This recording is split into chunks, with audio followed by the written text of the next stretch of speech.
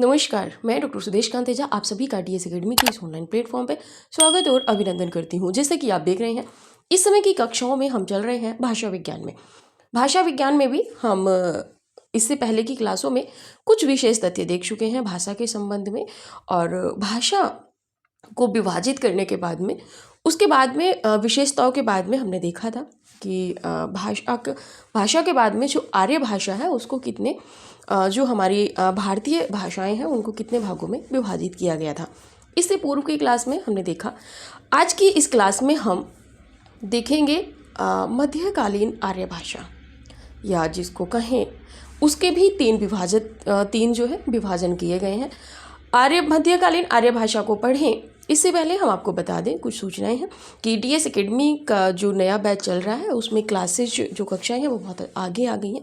जो भी बच्चे एडमिशन लेना चाहते हैं बहुत न्यूनतम शुल्क के साथ में हम आपको टीजीटी, पीजीटी, नेट, जेआरएफ और यहाँ तक कि उत्तर प्रदेश असिस्टेंट प्रोफेसर तक की तैयारी करा रहे हैं।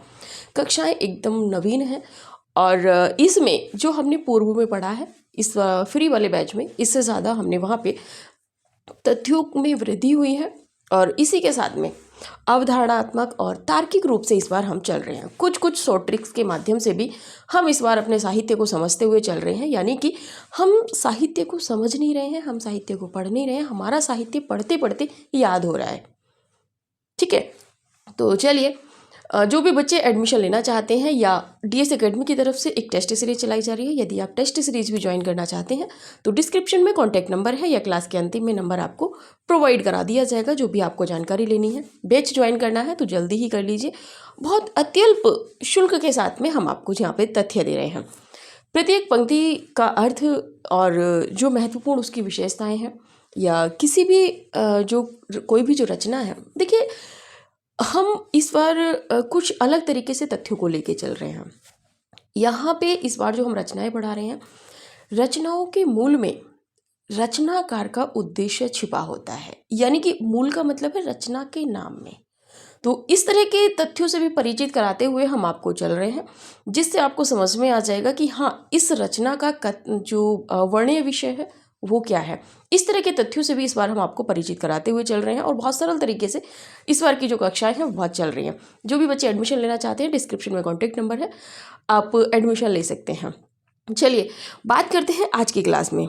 आज की क्लास में हम पढ़ेंगे जो आर्य भाषाओं को पढ़ रहे थे उसमें आज के क्रम में हम दूसरे नंबर की भाषा पढ़ेंगे। प्राचीन भारतीय आर्य भाषा के बाद में दूसरे नंबर की जो हमारा टॉपिक आता है वो है मध्यकालीन भारतीय आर्य भाषा। मध्यकालीन आर्य भाषा।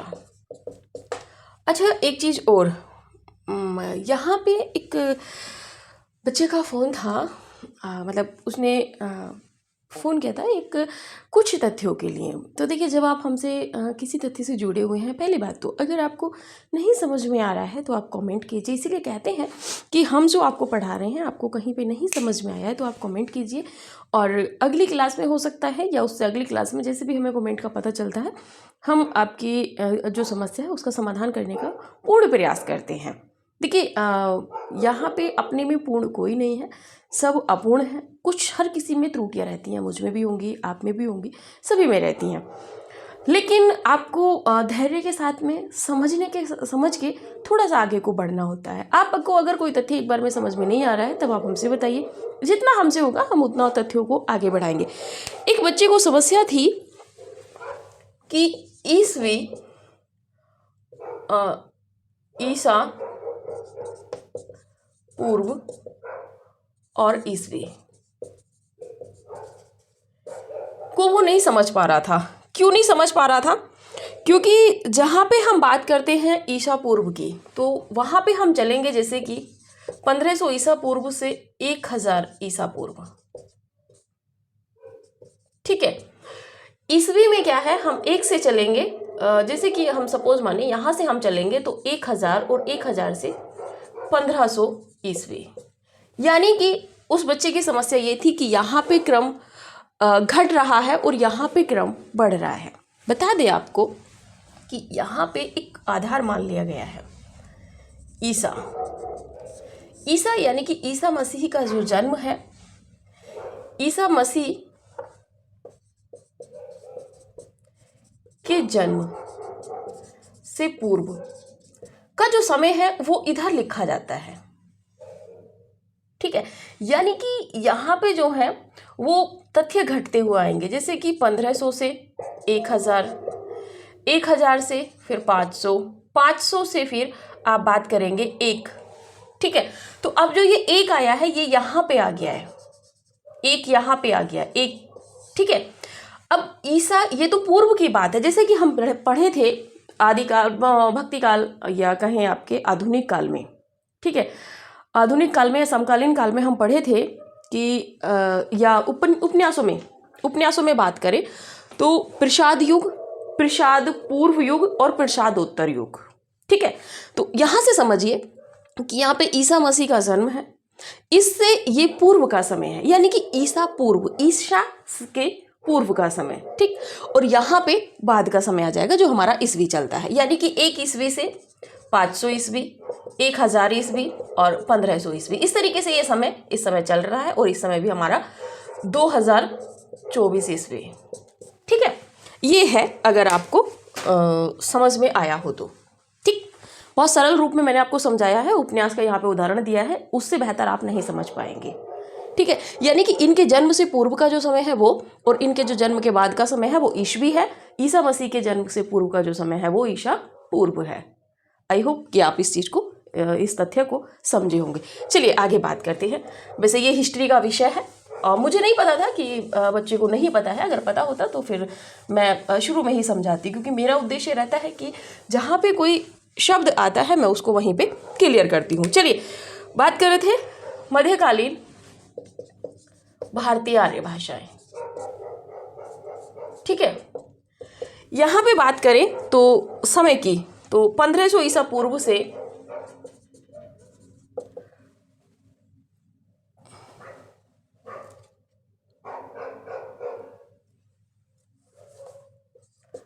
500 ईसा पूर्व से 1 ईस्वी, 1000 ईस्वी, 1000 ईस्वी, ये यहाँ पे समय रहेगा। अब देखिए थोड़ा सा, मध्यकालीन जो आर्य भाषाएं हैं इनको 3 भागों में बांटा गया है। मध्यकालीन आर्य भाषाओं को 3 भागों में बांटा गया है। ठीक है, पहले नंबर पे यदि हम बात करेंगे तो आपका आएगा प्राचीन आर्य भाषा, या इसको प्रथम प्राकृत भी कहेंगे, या पाली। मुख्य रूप से हम पहले नंबर पे पाली को पढ़ेंगे। पाली को जब पढ़ेंगे तो 500 ईसा पूर्व से 1 ईस्वी तक हम इसको पढ़ेंगे। ठीक है, दूसरे नंबर पे यदि हम बात करें, पाली में आप सभी जानते हैं कि यहाँ पे बौद्ध जो साहित्य है वो मिलता है। दूसरे नंबर पे हम बात करेंगे मध्यकालीन, या बात करें द्वितीय प्राकृत, जिसको मूल रूप से प्राकृत कहा गया है। यहाँ पे हम पढ़ेंगे प्राकृत को। प्राकृत को पढ़ने का जो है हमारा रहेगा वो 1 ईस्वी से 500 ईस्वी तक। अब यहाँ से ईस्वी में चल गए हैं, और ये जो पाली है ये ईसा पूर्व से ईस्वी में है। तीसरे नंबर पे हम पढ़ेंगे परकालीन, ये प्राकृत या अपभ्रंश। अपभ्रंश, अपभ्रष्ट, अवहट, ये सब नाम यहाँ पे हमें देखने को मिलेंगे। तो इसका समय जो है वो 500 ईस्वी से 1000 ईस्वी तक है। ठीक है, तो ये हमारा जो है समय रहेगा, हम इसको पढ़ेंगे। पहले नंबर पे हम पढ़ेंगे पाली को इसी में, मध्यकालीन आर्य भाषाओं में। दूसरे नंबर पे हम पढ़ेंगे प्राकृत को, और प्राकृत के बाद में हम पढ़ेंगे अपभ्रंश को। तीनों को अलग अलग कक्षाओं में देखेंगे, एक ही कक्षा में हम नहीं देखेंगे, क्योंकि इतना विस्तृत हम वर्णन आपको नहीं देने वाले हैं। ये रहा आपका। तो चलिए अब इसका स्क्रीनशॉट ले लीजिए जिनको लेना है। ठीक है, बात करेंगे यहाँ पे तीसरे नंबर पे पहले नंबर की बात करें तो पहले नंबर पे है प्राकृत, मतलब प्रथम प्राकृत या कहें पाली। पाली की बात करें तो पाली शब्दों को कुछ लोग अलग अलग मानते हैं। पाली की विशेषता क्या है? यह प्रथम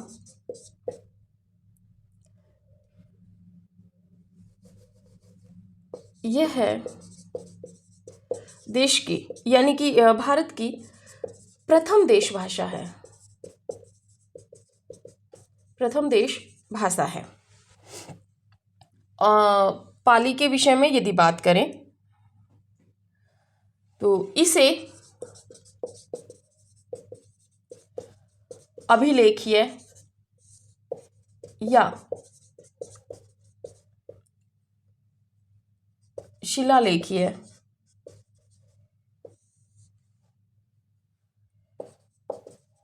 प्राकृत भी कहा जाता है।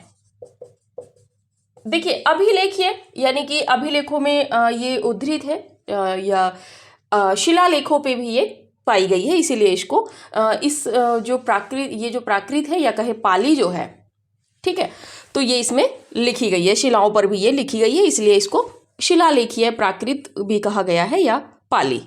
ठीक है, आगे बात करते हैं। यह बौद्ध धर्म की भाषा है,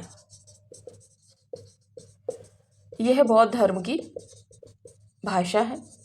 यहीं पे यदि हम बात करेंगे तो इसे पुरानी प्राकृत भी कहा गया है, यानी कि प्राचीन का मतलब पुरानी हो जाता है। इसी के बाद में बात करेंगे तो पाली का प्राचीनतम प्रयोग बात कर ले थोड़ा सा, तो पाली का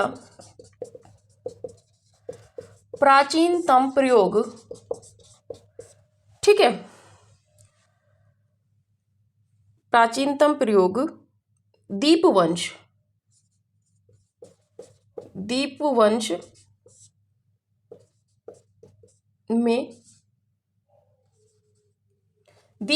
में बुद्ध वचन के रूप में किया गया है।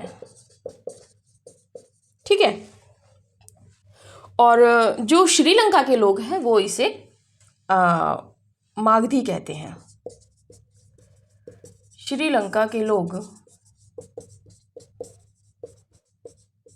इसे मागधी कहते हैं। ठीक है, इसी के साथ में बात करें तो इसमें इसके जो शब्द की बात कर लेते हैं। आप पहले इसका स्क्रीनशॉट लीजिए, फिर देखते हैं। बात करें तो ये देश की प्रथम देश भाषा है, यानी कि भारत की। इसे अभिलेखीय या शिलालेखीय प्राकृत भी कहा जाता है। अभिलेखों में इसका उल्लेख मिलता है और शिलालेखों पर भी ये लिखी गई है, इसलिए इसको शिलालेखीय प्राकृत या पाली भी कहते हैं। यह बौद्ध धर्म की भाषा है, यानी कि बौद्धों के जो ग्रंथ हमें मिलेंगे वो हमें जैसे कि हम देखेंगे सुत्त पिटक, विनय पिटक, अभिधम्म पिटक, तो वो भी हमें पाली में ही मिलेंगे, इसीलिए इसे बौद्ध धर्म की भाषा कहा गया है। पाली का प्राचीनतम प्रयोग जो है वो दीपवंश में, यानी कि दीपवंश एक ग्रंथ है, 4वीं शती का दीपवंश ग्रंथ में बुद्ध वचन के रूप में किया गया है, यानी कि उसमें बुद्ध वचनों का जो सार है उसके रूप में यहाँ पे दीपवंश में किया गया है। श्रीलंका के लोग जो है वो इसको मागधी कहते हैं। बहुत ज़्यादा हमें डिटेल में नहीं जाना है, जो परीक्षा उपयोगी पॉइंट है हमें उनको ही यहाँ पे क्लियर करना है। ठीक है, अब स्क्रीनशॉट ले लिया। चलिए देखिए, यहाँ पे बहुत ज़्यादा आपको लिखने की ज़रूरत नहीं है, लेकिन जहाँ लिखने की ज़रूरत आएगी हम आपको बता देंगे। ये यहाँ पे बेस है जो हम आपको समझाते हुए चल रहे हैं। बात करें पाली शब्द की उत्पत्ति।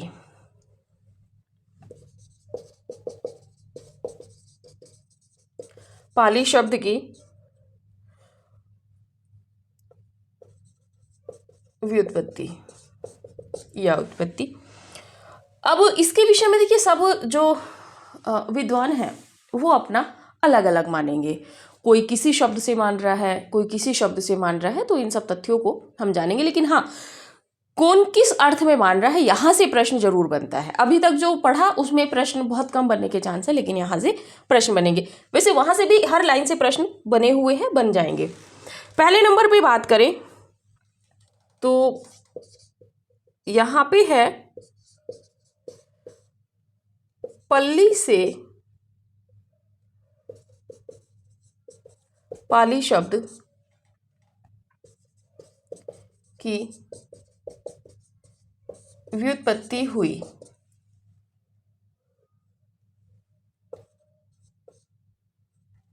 ठीक है, और यहाँ पे हुई है। और यहाँ पे यदि बात करें तो जो पल्ली का अर्थ है वो है ग्रामीण या ग्राम्य। पल्ली का अर्थ क्या है? ग्राम्य। और जो पाली बना इसको कहा गया ग्रामीण भाषा। ठीक है, यानी कि पल्ली से पाली बना और इसका जो पल्ली का अर्थ है ग्राम्य और पाली का अर्थ यहाँ पे क्या लिया गया? ग्रामीण भाषा। दूसरे नंबर पे बात करें तो यहाँ पे है कुछ विद्वान। अच्छा चलिए, पहले दूसरे नंबर का आप ध्यान लिखिए। दूसरे नंबर पे कि पाली शब्द की उत्पत्ति पाटली, यानी कि आप बात करेंगे तो आपका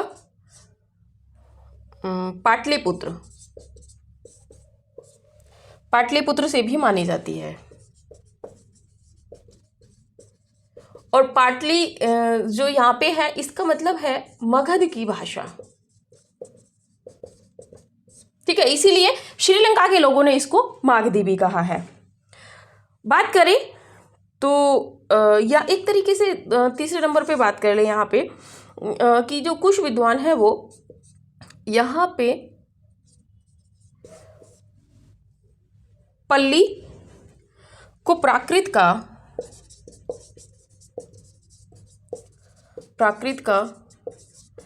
तद्भव रूप मानते हैं। और उनका मानना है कि प्राकृत से पहले पाइल बना और पाइल से फिर पल्ली बना। ठीक है, इनका मानना क्या है कि प्राकृत से पूर्व पाइल बना, पाइल शब्द, और पाइल के बाद में आप देखेंगे बाद आपका पाली शब्द बना। ठीक, इसी के साथ बात करें तो एक अर्थ में लिया जाता है पंक्ति के अर्थ में। पंक्ति के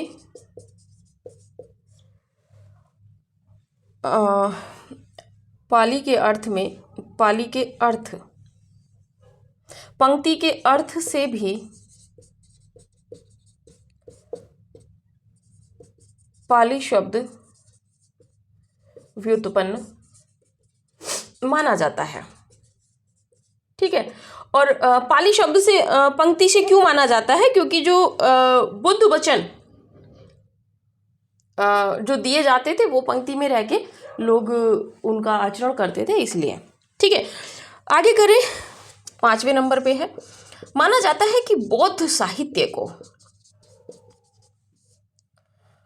साहित्य को पालने वाली, जैसे माँ पालती है, पालने वाली या रक्षा करने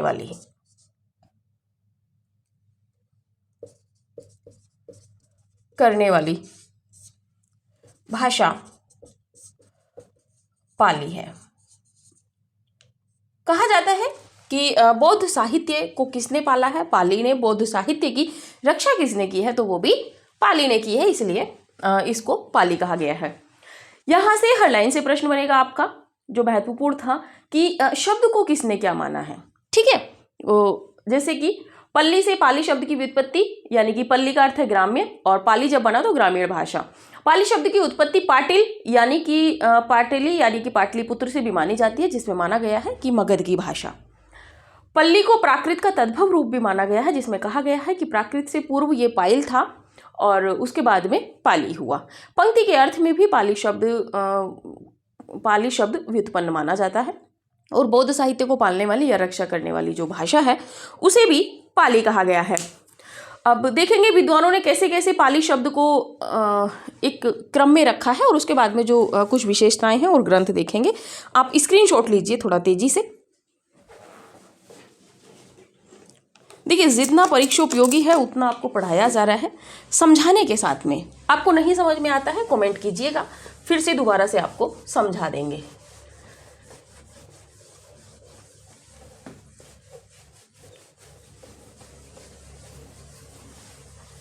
देखिए, यहाँ पे आप थोड़ा सा लिखिए। तो एक तरफ आप लिख लीजिए विद्वान और एक तरफ लिख लीजिए पाली शब्द। ठीक है, कैसे बना ये देखेंगे। ठीक है, इसके बाद में इसके नंबर पे पहले पे बात करें, आचार्य विधुशेखर भट्टाचार्य। आचार्य विधुशेखर भट्टाचार्य की बात करें तो इन्होंने पहले कहा है पंक्ति। पंक्ति के बाद में इन्होंने इनका लगाया कि पंक्ति से हुआ पत्ती, पत्ती के बाद में पट्ठी, इसके बाद में पल्ली और क्या हुआ पाली। ये इन्होंने माना है। भिक्षु जगदीश कश्यप दूसरे नंबर पे है। भिक्षु जगदीश कश्यप, इन्होंने क्या माना, इनका मानना था कि पर्याय फिर पर्याय, पर्याय बना, पर्याय से फिर पाली आए और इसके बाद में आपका पाली बना। तीसरे नंबर पे बात करें आपकी तो उदय नारायण तिवारी।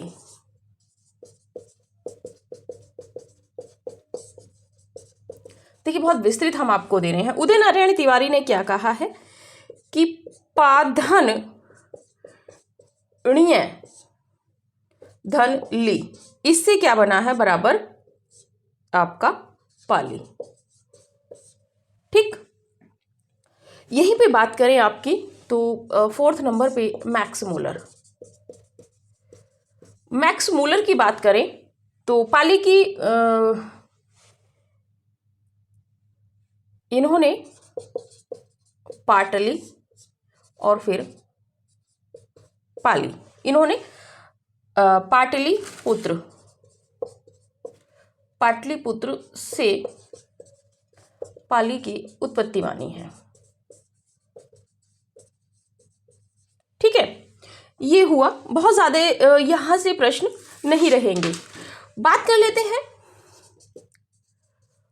पाली से संबंधित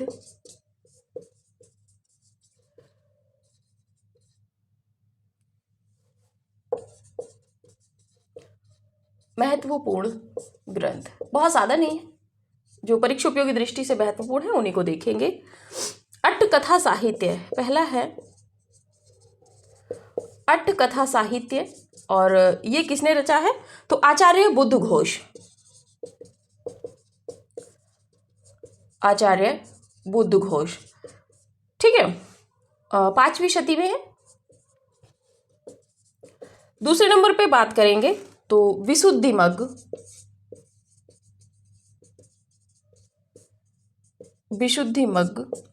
ये भी आचार्य बुद्धघोष ने आपका लिखा है और 5वीं शती में।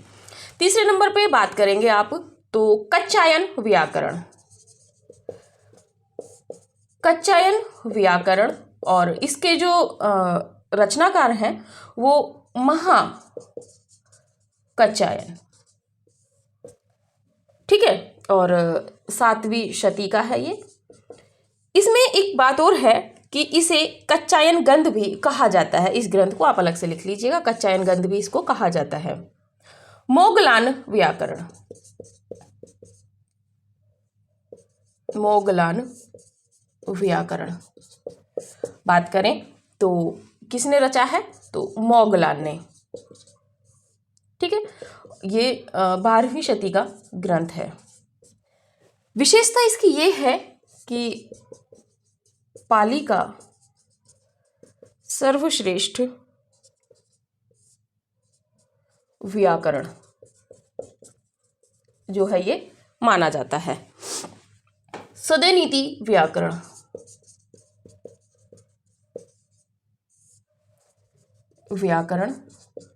इसको रचा है अग्गवंश ने। अग्गवंश ने इसको रचा है। तो ये तो इनके महत्वपूर्ण ग्रंथ हैं और यहाँ से संबंधित जो तथ्य हैं, यानी कि आचार्य विधुशेखर भट्टाचार्य ने पंक्ति, पत्ती, पट्ठी, पल्ली और पाली माना है। इन्होंने माना है किस तरह से, यहाँ से क्रम बन जाएगा, यहाँ से टीजीटी, पीजीटी, नेट, जेआरएफ की परीक्षाओं में प्रश्न बन जाएगा।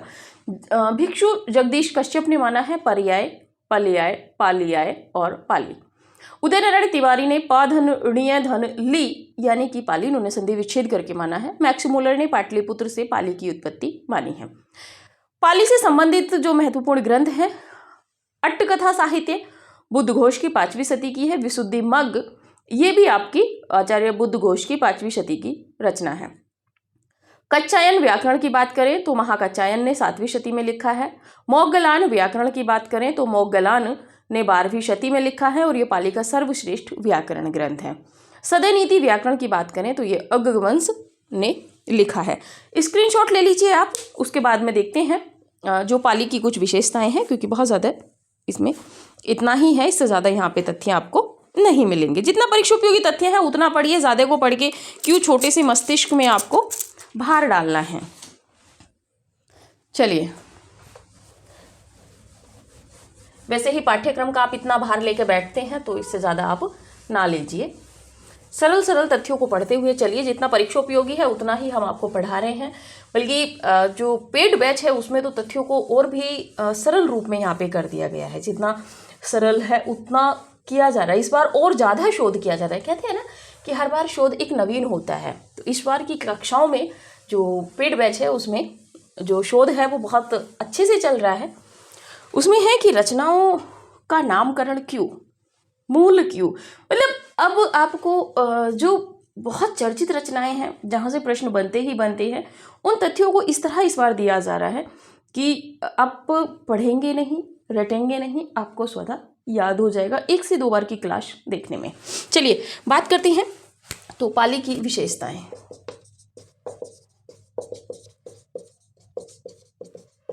पाली की विशेषताएं यहाँ पे बात करें तो बौद्ध धर्म से संबंधित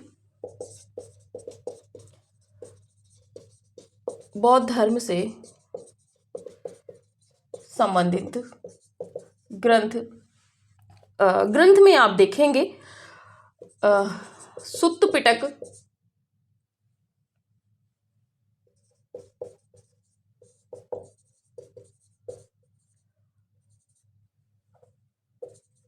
अभिधम्म पिटक और आपका विनय पिटक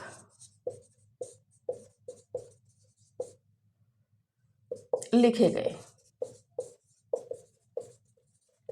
ठीक है, ये आपको लिखवा रहे हैं। आप कहेंगे कि मैम ने फिर कुछ लिखवाया ही नहीं। कात्यायन ने पाली में दूसरे नंबर पे है, तो कात्यायन ने पाली में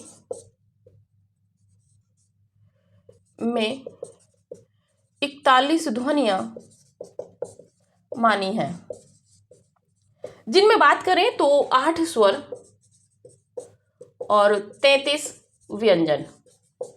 यहीं पे बात करें तो मोगलान ने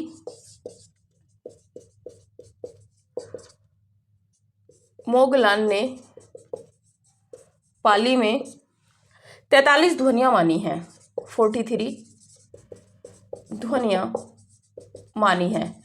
इन्होंने क्या क्या माना है, इन्होंने 10 स्वर और 33 व्यंजन माने हैं। थोड़ा सा महत्वपूर्ण था। 4th नंबर पे है, इसमें संस्कृत का री और लिरी समाप्त हो गया था। इसके बाद में बात करें 5वें नंबर पे जो महत्वपूर्ण विशेषताएं हैं।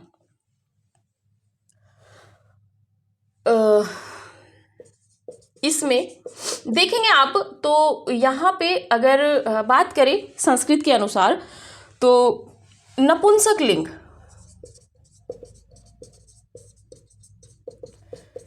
भी जो है वो आपका खत्म होने लगा था। और यहाँ पे बात करें एक वचन, द्विवचन, बहुवचन, तो द्विवचन भी यहाँ पे द्विवचन का भी लोप हो रहा था। ठीक है, ये थोड़ी सी विशेषता है। और इसका जो है बौद्ध धर्म का प्रभाव होने के कारण सम्राट अशोक की जो राजभाषा थी वो पाली थी। ठीक है, और बस इतना ही है। एक और लिख लीजिए आप, फिर कहेंगे मैम ने लिखवाया नहीं। बौद्ध धर्म का प्रभाव होने के कारण सम्राट अशोक की राजभाषा पाली थी। ये थोड़े से तथ्य हैं। ठीक है, क्योंकि ये भी प्रश्न बनेगा सम्राट अशोक की राजभाषा क्या थी, पाली, प्राकृत, अपभ्रंश या वैदिक संस्कृत, लौकिक संस्कृत, यहाँ से प्रश्न बनेगा। तो बौद्ध धर्म से संबंधित जो ग्रंथ थे सुत्त पिटक, अभिधम पिटक, विनय पिटक, वो इसमें लिखे गए। कच्चायन ने पाली में 41 ध्वनियाँ मानी है, 8 स्वर 33 व्यंजन, प्रश्न बन सकता है। मोगलान ने पाली में 43 ध्वनियाँ मानी है, 10 स्वर 33 व्यंजन। और इसमें क्या है कि संस्कृत का री और ली समाप्त हो गया, नपुंसक लिंग समाप्त हो गया और द्विवचन का भी इसमें लोप होना यानी कि समाप्त हो गया। बौद्ध धर्म का जो प्रभाव होने के कारण सम्राट अशोक की जो राजभाषा थी वो पाली थी। आप स्क्रीनशॉट लीजिए इसका। चलिए बात करें अगर किसी को एडमिशन लेना है तो वो कैसे ले। ठीक है, बहुत ज़्यादा प्रोसेस यहाँ पे लंबा नहीं है। 9568802463 पे आप कॉल करेंगे। बहुत एक तरीके से कहा जाए तो न्यूनतम शुल्क के साथ है और तथ्यों को बहुत ज़्यादा जितना हमने फ्री में दिया है उससे डबल नहीं ट्रिपल यहाँ पे तथ्य मिल रहे हैं और यहाँ पे तथ्यों को बहुत सरलीकरण रूप में आपको समझाया जा रहा है। दूसरी बात, अगर आप टेस्ट सीरीज ज्वाइन करना चाहते हैं, ठीक है, तो इसके लिए भी आपको इसी पे कॉल करनी होगी। 750 रुपये में 50 टेस्ट पेपर हैं, लेकिन ये 50 टेस्ट पेपर वो हैं आपको घूमते हुए बहुत ज़्यादा टेस्ट पेपर मिल जाएंगे, लेकिन ये जो टेस्ट पेपर हैं आपके ये एकदम नवीन हैं। इसका एक प्रश्न हम खुद बनाते हैं, ऐसा नहीं है कि कहीं से भी उठाया और चेप दिया, वो चीज़ें यहाँ पे नहीं रही हैं। और क्लासों की है जो पेड बैच की कक्षाएं हैं बहुत तेज़ी से आगे बढ़ रही हैं, लेकिन साथ ही में इतने सरल रूप में है कि आपको यहीं पे सब तैयार कराया जा रहा है। जो भी साहित्य है, बाकी के और तथ्य हैं, ऐसा नहीं है कि आपको रटना पड़ेगा। किताबों में देखिए सब कुछ लिखा हुआ है, जितना मैंने पाली भाषा आपको पढ़ाया है इससे ज़्यादा आपको किताबों में मिल जाएगा। लेकिन एक विशेष बात ये होती है जब भी आप किसी कंपटीशन की तैयारी करते हैं कि पढ़ना तो सब कुछ है, लेकिन उस पढ़ने के साथ में हमें छोड़ना क्या है, मुख्य बात ये होती है। देखिए यूपीएससी है, यूपीपीएससी है, आपका हायर एजुकेशन बोर्ड है, माध्यमिक चयन बोर्ड है, तो पाठ्यक्रम सबका विस्तृत है। आप देखेंगे कि आपके टीजीटी पीजीटी के पाठ्यक्रम में आयोग की एक जो कहते हैं ना कूटनीति क्या है कि आपको कह दिया हिंदी साहित्य का इतिहास, आदिकाल, भक्तिकाल, रीतिकाल, आधुनिक काल, छायावाद। ठीक, इसके बाद में आप देखेंगे उपन्यास, कहानी, नाटक, इतना कह के उसने अपना एक तरफ किनारा कर लिया। अब आप आ जाओ आदिकाल को पढ़ोगे, आदिकाल की विशेषताएं पढ़ोगे, आदिकाल को कितने भागों में बांटा गया है, आदिकाल में कौन कौन से काव्य प्रवृत्तियां हैं उनको पढ़ोगे, उनकी फिर विशेषताएं क्या हैं, उनमें भिन्नताएं क्या हैं, इन सब तथ्यों को पढ़ोगे। फिर आप देखेंगे भक्तिकाल, रीतिकाल। अब वो तो वहाँ पे कह के इतना हट गया कि आदिकाल, भक्तिकाल, रीतिकाल, आधुनिक काल, यहाँ तक की बात करें। आप सोचिए आदिकाल कितना है, भक्तिकाल कितना है, रीतिकाल कितना है, आधुनिक काल कितना है, और समकालीन में तो आज तक की रचनाएं हैं। 2023 में जो भी उपन्यास, कहानी, नाटक, यात्रा वृत्तांत, संस्मरण आए हैं वो सब आपसे परीक्षा में प्रश्न बन सकते हैं। आप ये नहीं कह सकते कि नहीं जी ये तो पाठ्यक्रम में था ही नहीं। कहाँ नहीं था? उपन्यास तो लिखा था, कहानी भी लिखा था और साथ में समकालीन भी तो था ही जब आप पढ़ रहे थे। तो आप सबसे ज़्यादा ज़रूरी होता है कि आपको पढ़ना तो सब है, उसके साथ में छोड़ना क्या है। तो इस वाले बैच में ये ज़्यादा चल रहा है कि छोड़ना क्या है और जो परीक्षा उपयोगी है वो पढ़ना क्या है। साथ ही में बहुत सरल रूप से इस बार पढ़ाया जा रहा है। जो भी बच्चे एडमिशन लेना चाहते हैं तो समय से ले लीजिए, क्योंकि फिर बहुत ज़्यादा क्लासेज हो जाए। जब क्लासेज की संख्या बढ़ जाएगी फिर कहीं ना कहीं आप हताश होने लगते हैं कि इतना सारा पाठ्यक्रम तो है, डेली भी आपको 2 से 3 कक्षाएं मिल रही हैं, तो आप कैसे कवर करोगे। ठीक है, तो जो भी बच्चे एडमिशन लेना चाहते हैं 9568802463 पे आप ले सकते हैं। दूसरी बात, कुछ बच्चों के फ़ोन आते हैं, कहते हैं कि सर आप का जो है क्या कितना सफिशेंट है। देखिए सफिशेंट तो आप खुद में भी नहीं है, भटकते रहेंगे तो भटकते ही रहेंगे। इसीलिए आपको जहाँ भी पढ़ना है, जिससे भी पढ़ना है, शिद्दत के साथ में पढ़िए और एक तथ्य को कई बार पढ़िए। जब हम इतनी शिद्दत के साथ में पढ़ा रहे हैं तो आप भी पढ़िए। तो आप एक समझ के साथ में, ज़रूरी नहीं है कि आप जितना पढ़ें वो आपको याद ही हो या जितना हम पढ़ाएं वो आप पढ़ ही ले, ऐसा होता नहीं है। क्योंकि ये ऑनलाइन की सबसे बड़ी विसंगति है, कहूँगी मैं इसको। क्योंकि अगर ऑफलाइन आप रहते हैं तो आप एकदम प्रत्यक्ष रहते हैं, हमें पता रहता है कि आपकी गतिविधियाँ क्या चल रही हैं। जो भी बच्चे एडमिशन लेना चाहते हैं, आप प्रत्यक्ष को प्रमाण की आवश्यकता की ज़रूरत नहीं होती है, प्रत्यक्ष को प्रमाण की ज़रूरत नहीं है, क्योंकि मैंने आपको इतना पाठ्यक्रम एक क्रमबद्ध रूप में दिया है। मुझे नहीं लगता कि किसी ने आपको दिया होगा। जो बच्चे मुझसे शुरू से जुड़े हैं, जिन बच्चों ने नोट्स बनाए हैं, अगर उनको कोई समस्या आती है तो वो बच्चे फ़ोन करते हैं और फ़ोन करके मुझसे बात करते हैं और मुझे लगता है कि हाँ, वास्तविकता में ये बच्चे मेरी कक्षा का इंतज़ार करते हैं। अगर बीच में 3 दिन क्लासेज नहीं आती हैं तो उन बच्चों के मुझे मैसेज या कॉल आ जाते हैं कि आप क्लास नहीं ले रहे हैं, क्या कोई समस्या है। तो मुझे अच्छा लगता है कि बच्चों की मेरे प्रति संवेदनाएं या मैं बच्चों को जो दे रही हूँ। जो भी बच्चे एडमिशन लेना चाहते हैं आप समय से ले सकते हैं। और ये तो आप मन से निकाल ही दीजिए कि कितना सफिशेंट है, कितना क्या है, क्योंकि जहाँ से परीक्षा उपयोगी तथ्य बनते हैं उतना हम आपको दे रहे हैं। हमें आपसे एग्ज़ाम पास कराना है, आपको यहाँ पे विद्वान नहीं बनाना है। विद्वान तो आप पढ़ते पढ़ते खुद बन जाएंगे। ठीक है, तो 9568802463 पे आप कॉल करके जो भी टेस्ट सीरीज लेना चाहते हैं या बैच ज्वाइन करना चाहते हैं तो समय से कर लीजिए। तो अभी की क्लास यहीं तक रखते हैं, मिलेंगे अगली क्लास में अगले नए टॉपिक के साथ में। आप सभी का धन्यवाद।